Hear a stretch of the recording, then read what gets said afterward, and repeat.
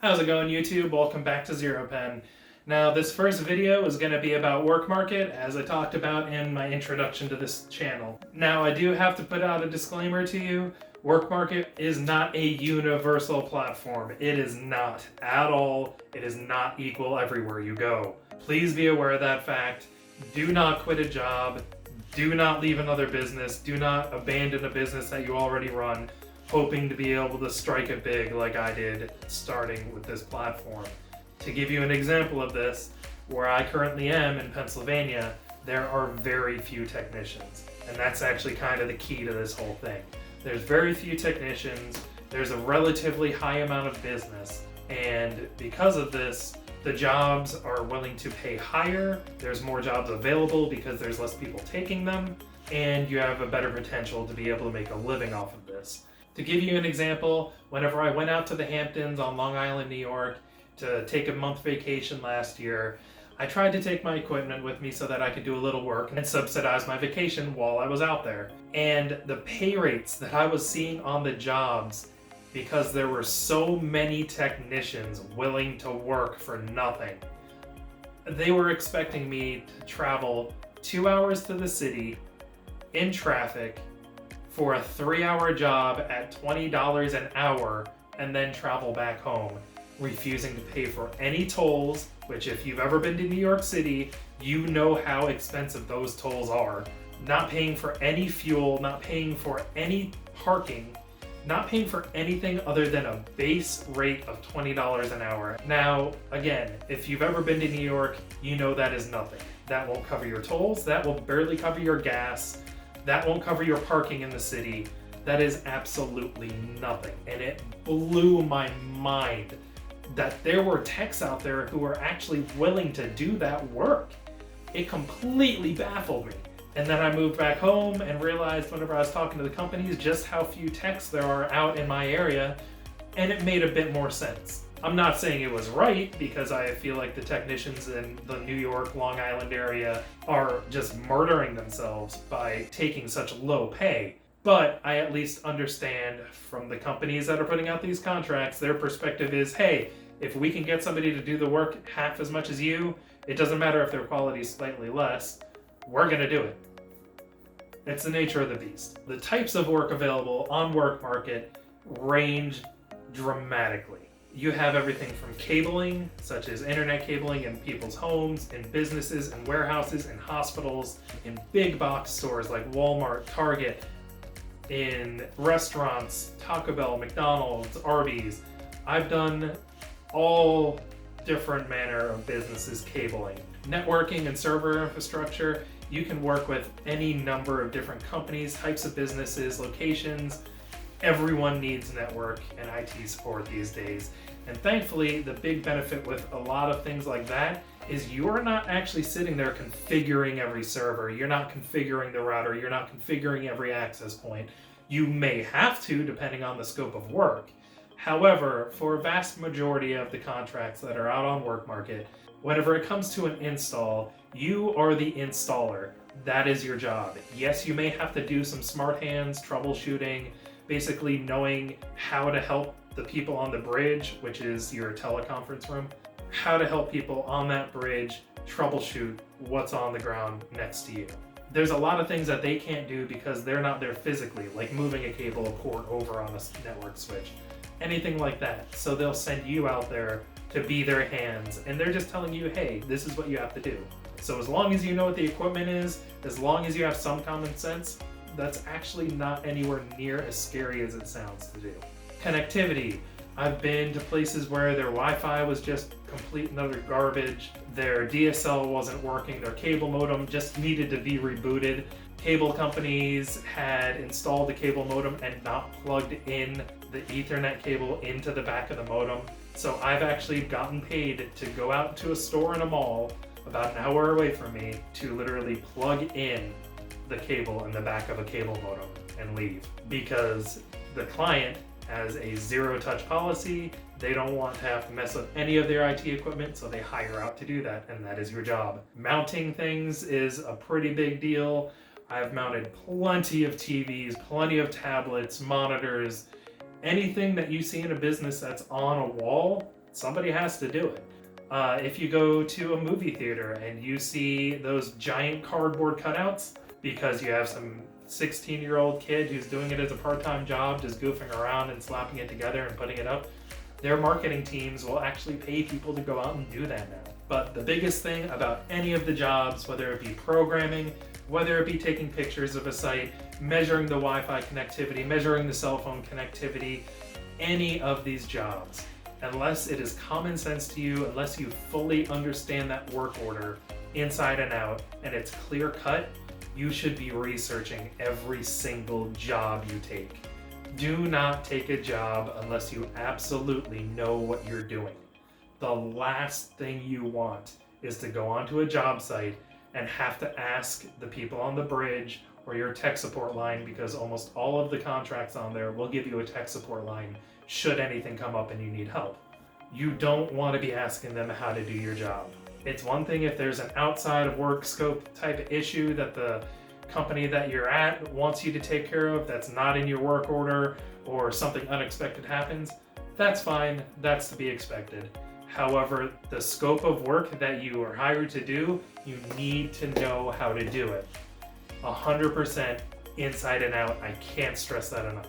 A big reason for that, tons of these contract holders will actually fine you if you don't meet A through Z criteria. And some of that can be not knowing your job, not showing up in the right uniform, not being there on time. Just tons of little stipulations, and that's perfectly fine. If you're doing everything right, you will not be fined. I have never once been fined my entire time doing this work. Not once. I've met plenty of people who have, but I personally have not been fined because I research every job that I do before I do it. YouTube is glorious when it comes to finding out everything you need to know. If you're gonna go do a cabling job and you've never terminated Cat 5, Cat 6 cable, watch a video. They will go step by step by step on exactly what you need to do.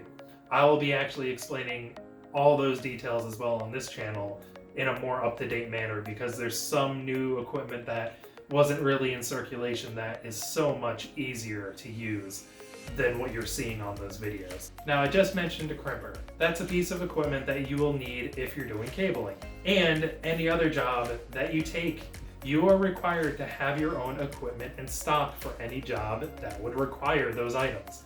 Whether it's a drill, a zip tie, a screwdriver, Velcro strap, extra Ethernet cabling, patch cables, mounting screws, wall anchors, a ladder, a level, anything that you need for your job, you need to own.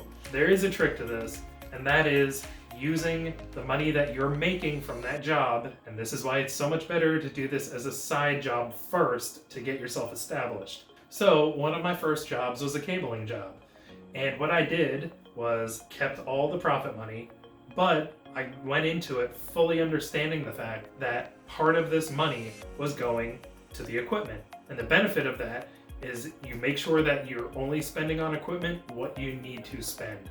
You're not going out there and spending $500 on a cable tester when that is not your primary profession. You get equipment that will be useful not only for the job you have now, but also for a slightly larger scope. That way you can expand, you don't have to keep rebuying equipment, and you already build up your base of equipment so that you can take jobs faster, not have to worry about trips to the store, not have to worry about ordering off Amazon. As far as supplies, you always want to have supplies on hand. Whether it's extra patch cables, which are just Ethernet cables designed to go from a switch to a router or whatever have you, you always want to have your own supplies on hand. Whether it's a keystone, a securing mount for a wire on a wall, a zip tie, a Velcro strap, packing tape, anything at all that you can have to sell to this work order, you want to have on hand. Because the alternative is that you go to the local store before you go to your work order, you pick up whatever supplies you're going to need, and you send in the receipt. There's a couple things wrong with that. One, you're not in control of your expenses, because you're at the mercy of whatever store you're going to before you go to that work order. And if the work order is far away and you have to go to a store near them, because you just didn't have time to go to your preferred store, you have no idea what you're going to be spending. Why do you care if they're going to reimburse you with a receipt? Because they care. The thing is, a lot of these companies expect you to have your own truck stop. Will they pay you back if you use a receipt? Absolutely. There's been plenty of times where I've been paid back on receipt for things that I just would not normally cover, like a TV mount, an extra keyboard and mouse, a router, a switch, a giant battery backup to power a server. There's tons of times where you're not going to have the equipment that you need. That's fine. That is to be expected. They'll pay you back without a question. But if it's something like a 100-foot cable run and you're charging them $89.99 because that's what Best Buy was selling it for, they're gonna feel some sort of way about that, especially because that causes a bit of a problem, because then you need an adapter to put it into a patch panel, or you're clipping the cable to punch it down into a patch panel. Regardless of all that, they're expecting to be able to pay a slightly higher than wholesale price for the products that you're giving them. So you're in a much better position if you just purchase all your stuff off of Amazon at a wholesale price and then you mark it up. I'll explain all of that in an expenses video coming soon. A big thing with any work order is that you're going to be using those tools that you just purchased for the work order. Make sure you're keeping track of your tools. Do not leave your tools on work sites. Only take the tools in that you need to take in. It really helps if you have a backpack that you can have organized so you know exactly what's where, and that way you can notice when something's gone.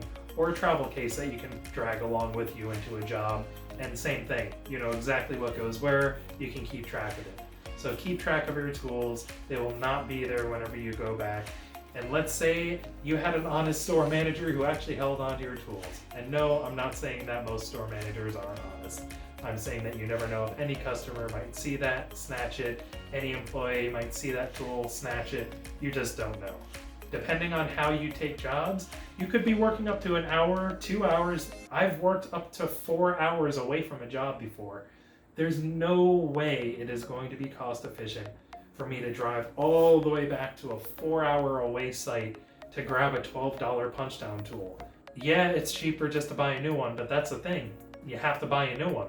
So keep track of your tools. This one should be fairly obvious, but you have to have a reliable vehicle. Unless you're in the city, you can take the subway or bus and get to your destination on foot or using that public transportation.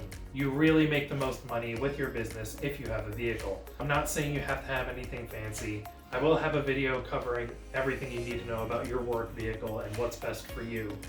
No matter what, you want your vehicle to be reliable. You really shouldn't be calling up a client last minute to tell them that your vehicle won't start. It's not professional, they don't take well to it, and they end up losing a lot of money, which gives you the possibility of getting blackballed. Blackballing is a part of this industry. I've been told so by companies in the industry. I'm not going to name names, but it absolutely does happen. Several times I've seen it happen. I've been hired to go take care of jobs for techs that got blackballed and removed from all their contracts. It's not as scary as it sounds, so long as you're not the one getting blackballed. They don't go out of their way to eliminate technicians. The thing is, a lot of people get into this work thinking that it's just easy to make a quick dollar and do a crappy job. You can't do that. You have to put your heart and soul into your business. If you want it to succeed, your business needs to be reputable. Once again, that's something that I'll be covering down the road. Right now, we're just covering WORKMARKET and the basic ins and outs. People interaction is a part of your business. No matter what kind of contract you end up taking, you're going to have to interact with the end client, which most of you would think of as the customer. But the end client is that doctor in the doctor's office where you're mounting a TV on the wall. It's that manager of the Walmart where you're doing cabling. It's the restaurant owner who's having you install a new register system. That is your end client, and you need to be polite. You are representing the business above you that gave you that contract, and they do not take kindly to people smearing their reputation. So you need to represent yourself in a professional manner at all times. I'm not saying you can't be friendly. I'm not saying you can't joke around and feel out the situation. But in my opinion, you really need to be friendly at all times. Of course, get your job done. Having a little chit chat on the side is not going to kill anyone. But don't sit there having an hour-long conversation with the end client, because I'm telling you, your contract holder is not going to be happy about that when they see the bill. Next is the good part. Work-life ratio is what you make it. You can take contracts nonstop 24 hours a day if you want. Yes, I have done exactly that. I have worked 2 days straight before on WORKMARKET and made a substantial sum. The benefit of this platform is that you can take jobs at any time slot that suit you. That way, if you have an appointment with a doctor, you can make sure to schedule work outside of that. If you have a soccer game for your kid, you can make sure to schedule outside of that so that you can attend little Jimmy's soccer game. Vacation time is absolutely up to you. With that said, I would probably recommend, if you can, having a secondary work phone. Now, one thing that most people don't realize is that when you're doing contractor work, there's no policies in place to make sure that you get that 30-minute lunch break or that 15-minute break every 2 hours. I really don't miss them. The longer you're working, the more you're making, and that also shortens your workday quite a bit. So personally, I prefer not even to have my breaks. I almost never take a break when I'm on a job, unless I tend to be on one of those jobs that's extended because of extenuating circumstances and becomes a 20-hour job. Then sure, I've taken a lunch break. But other than that, I tend not to take any breaks. Could you take a break if you needed to? Yes, if you got an important phone call that's going to take a while, on the app, you can actually just punch out. It's not a big deal. Now with that, you have to be careful, because if the timeline says you have to be done by 2 p.m. and it's 1:50 and you're sitting there taking a phone call, you can't just say, well, I punched out. That's not going to work for the contract holder because you're supposed to be done at that set time and you agreed to do so. So make sure that you're keeping that sort of thing in mind. If you have a huge range, which I've had plenty of jobs with that as well, where it said you can start at 8 a.m., finish at 5 p.m. So long as it's done in that window, it's only a 30-minute job, just make sure it's done. You can show up there, take a 4-hour break, and then finish up the job, and that is perfectly acceptable. One addendum to that being, unless you're working with a bridge, you can't have the bridge start up a work order with you, start getting into all the technical files, logging into the server and everything on site with you, and then say, you know what, guys, I want to take a break, so I'll be back in an hour. They've already dedicated their time to helping you out. So once you start working with a bridge, it's not really advisable to take any breaks. Now, as far as getting paid from WORKMARKET, there's a few different options. First one that they offer, PayPal, which charges you something like $1 per transaction, if I'm not mistaken. It could be different. I haven't done that in quite some time. But I believe it's like $1 to be able to transfer all your money into your PayPal account. Then from your PayPal account, if you want to do it the same day, it's something like 3% to your bank account. Or you can get their WORKMARKET pay card. Personally, I just linked my bank account to it and I get my pay directly deposited into that. Now, before the money even gets into your bank account, or your WORKMARKET account for that matter, it has to come from the contract holder. The contract holder typically has up to 45 days to pay you. So this is a huge deal breaker for most anyone who's looking to get into the field. The contract holders will actually say, okay, after I approve the work order, we will pay you within 15 days, 30 days, 45 days. So they'll be able to say, no, there's no fines. Yes, all the pictures are delivered on time. They got the manager to sign off. The work looks great and everything's working perfectly fine. We're going to send it over to invoicing. From invoicing is when that typical 30 to 45 day window starts. Now with that, I would encourage you to just think about it for a second. If you're working fairly frequently, you're going to have that money coming in regardless of the fact.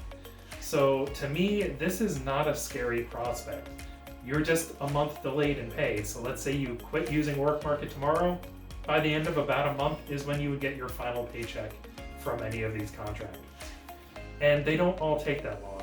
If you find certain companies, they will pay you same day right then and there. And that's something you don't even get from W-2 work. I've done a huge job completely retrofitting a security system. That same day, before I even left the site, it was in my WORKMARKET account. There's other companies who hold very, very firmly to an X day waiting period. So one of my companies that I worked with a lot in the past was 45 days. A company that I work fairly regularly with is 30 days. Another company who I used to work a lot with, but they've been having troubles and so I've been a little wary, they have been taking anywhere from 30 to 45 days, and then they've actually been late once or twice. Now granted, I have never had a client not pay me. not once. I have well over 200 contracts completed. Some of my contracts were small, but for the most part, I tend to take nothing less than $150 on a contract and up, which means that it's going to be larger jobs. My typical contract is going to be about $250 roughly. So we'll go more into the company specifics later on in another video that I already have planned, what companies to avoid, what bad signs you see, and when you should really take a step back from working with a specific company. You're also your own boss, which means you're invoicing these guys as well. That's what WORKMARKET is doing. That invoice to them is actually your invoice. WORKMARKET just happens to be the platform. Whenever they haven't paid on time, you are well within your right to call them up and say, hey, I need this money right now. Not to strong arm a company, but I've gone so far as to actually cancel jobs that I've had on the books because they were behind by 2 job payments that were late. Not just past the 30 days, they were late. And I called them up and let them know, hey, look, this is business, and if you can't give me at least a timeline with an exact day on when I'm getting paid, then I can't afford to work with you anymore. And sure enough, within the next week, I was paid. Not only that, but they were calling me up directly instead of even going to WORKMARKET, trying to get me to do work. So as long as you're professional, you can actually get these companies to do whatever you need to do. That's not to say it's going to work all the time, but so long as you're professional and you run your business like a business, they will recognize that and they're more apt to hire you. Okay, so you've been working on WORKMARKET for a few months now. WORKMARKET, as I've said earlier, is a giant platform working with hundreds upon hundreds of companies and contractors. As much as I would hate to say it, it is not absolutely protected privacy. Reason being, you're working with lots of different companies that have your information. I've never seen it abused. I've never had any data breaches. What I have had, though, is companies outside of WORKMARKET reaching out to me because of recommendations from those companies that are on WORKMARKET. So they'll ask their friends who put up contracts on WORKMARKET, hey, have you had a tech that does a really good job because we need a tech for this area? And they will give them your information.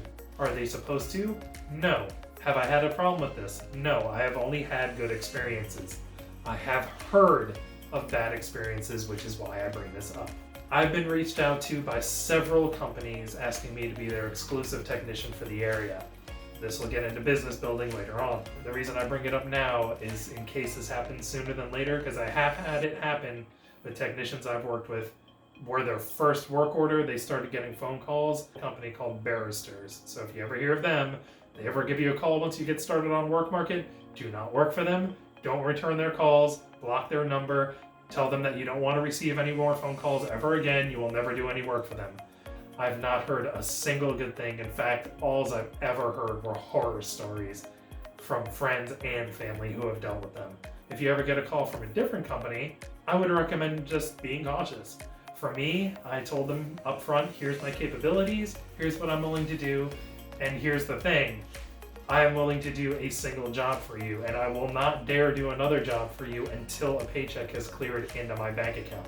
And surprisingly enough, every company that I've done that with has actually been very courteous and actually been very happy to hear that they're dealing with somebody who knows what they're doing, and I've been able to be profitable with that. So there are absolutely benefits to these guys not properly giving out your information. I'm not saying your social or anything, just your name and phone number. But that's getting out there to third-party vendors, and then they'll be calling you, possibly, if your work performance is showing it. Because I've heard of people that have not once gotten a phone call, and after seeing their work, I understood why. Your work performance can actually build your business more than you can ever imagine. You never know when an opportunity is going to come just by your work performance. WORKMARKET is a great place if you're a self-taught individual, you like learning on your own, you like teaching yourself how to do things hands-on or working with people over the phone. This is absolutely something that could be great for you. I've taught myself the entire industry so far on my own. I have not taken a single college course or certificate course, anything like that. I haven't done any of those websites where you pay and get taught by masters. I think one's actually masterclass. Within that field, I haven't done any of that. I just did the research on my own, learned every job before I ever went, and that was that. And I've actually been able to be very successful doing that. Now, because I'm self-taught, That just goes to show you, you can be somebody without a high school degree, you can be somebody without a college degree, you can be somebody without any field experience whatsoever, and you can work on this platform. It will be harder at first because companies want to see that you have a great reputation. I'm really proud to say that even after over 200 contracts, I still have 100% satisfaction from those contract holders. And I've, believe it or not, gotten into plenty of fights with contract holders. But the thing is, my work spoke for itself, my timeliness spoke for itself, my ability to work with these companies spoke for itself. So as long as your business is doing what it needs to do, you're being polite all the time, there's no problem with standing your own ground. There may be a time that comes where you don't feel comfortable doing what your client's asking you to do. They ask you to mount a TV on a wall made of foam. I don't know about you, but I wouldn't really trust that TV staying up there. In a situation like that, air your concerns. I've straight up gone to a company and said, hey, I don't feel comfortable jerry-rigging this $5,000 router into a network rack and then stacking stuff on top of it. So I'm telling you right now, if you want me to proceed, I will do so. Just know I am writing a note on the work order right now and alerting you, and they will be recording you as well, that I refuse any liability for this job. I already let the bridge know, I already let the end client know that I refuse any liability or warranty for this job because I'm not getting held responsible for you forcing me to do something that I don't think is going to work. Only do it when it's truly applicable. But nonetheless, you will come off like you know what you're talking about because you're telling them, hey, I'd rather not get paid than do this job you're asking me to do. I already mentioned this a bit in the introduction, but WORKMARKET really can be great if you need side money and you're a W-2 employee, you need extra money and you're a college student who just needs to be able to afford their food, you're trying to start your own business, you're single and you have all this time to work, but you're just stuck in a low-paying W-2 job, but you want to make that extra money. For anyone who wants to work with technology and you actually work with these huge companies like Walmart, Target, Taco Bell, McDonald's, hospitals, you name a company, I've probably done work for them at some point via the contract holder.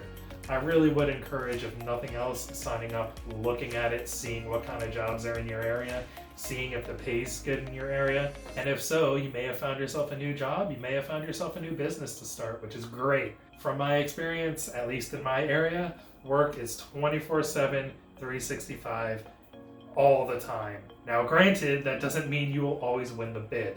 That is how work is done on WORKMARKET, is it's actually bidding on contracts. So if you don't get the bid, of course you're not working 24/7.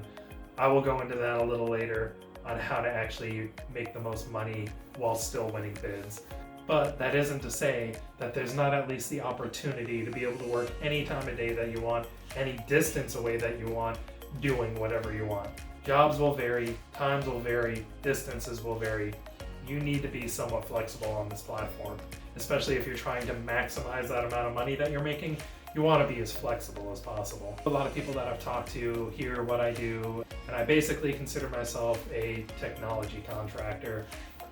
If you think about it, that's pretty much what I do. I don't know if that's a coined term or not, but if it's not, I made it up, no stealing. A lot of these people have no idea what I'm doing, and honestly are very taken aback when I say, oh yeah, I do work here with McDonald's or whatever. They don't understand the concept of the fact that I'm a subcontractor, and I have tried to explain that to people and they still don't quite get it. They think I'm some individual IT wizard who managed to grab all these giant contracts and hoard them all to myself, or they think that I'm completely full of it and that I'm running a scam. I really can't emphasize this enough. A majority of my business is actually based off of WORKMARKET.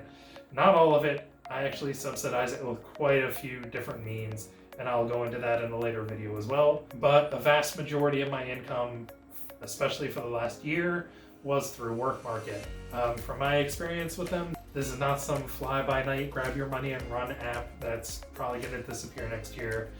It's run by a reputable company, and it actually seems like it's becoming much more competitive than a lot of its rivals, from especially the pay aspects that I've seen.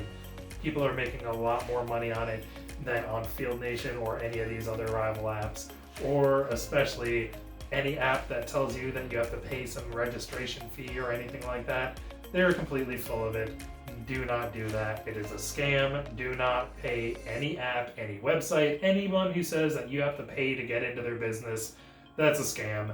Don't do it. Don't do it. Don't do it. Seen so many people get scammed by that. I don't really understand why. If a company is telling you that you have to pay them to work for them, it is a scam. Do not do it.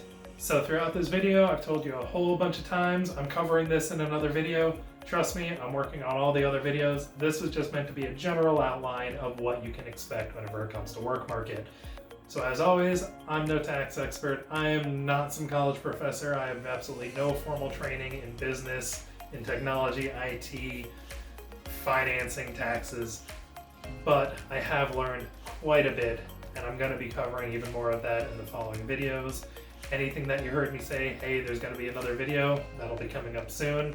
The next video is going to be exactly how the pay works, because I know that's something that everyone probably wants me to go into more detail about. So please come back, check out the next video, how you get paid on WORKMARKET. Every detail that I can imagine telling you about getting paid on WORKMARKET, I will cover there. If you'd be ever so kind as to hit that like button, I'd greatly appreciate it, because I do want to spread this out to everyone I possibly can.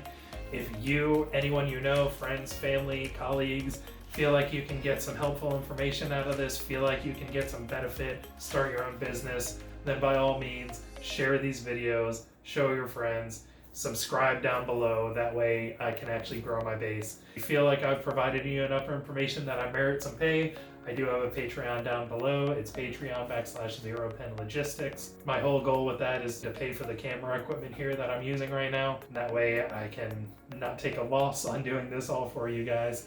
I do have some links below for free Amazon Prime for students for, I believe it's 6 months. I also have a link below for a business account with Amazon, which gives you a discount on supplies. Even if you're not using WORKMARKET, gig work, you just have your own business. This link will bring you to Amazon Business, which hooks you up with discounted business supplies and subscriptions if you need it. You always need printer paper, you always need ink, you always need pens, whatever. They will be able to help you out with that, and you get a pretty fair discount for it. So if you're interested in that, please click on the link below and that'll take you to that. I do appreciate you guys sticking around and watching this video.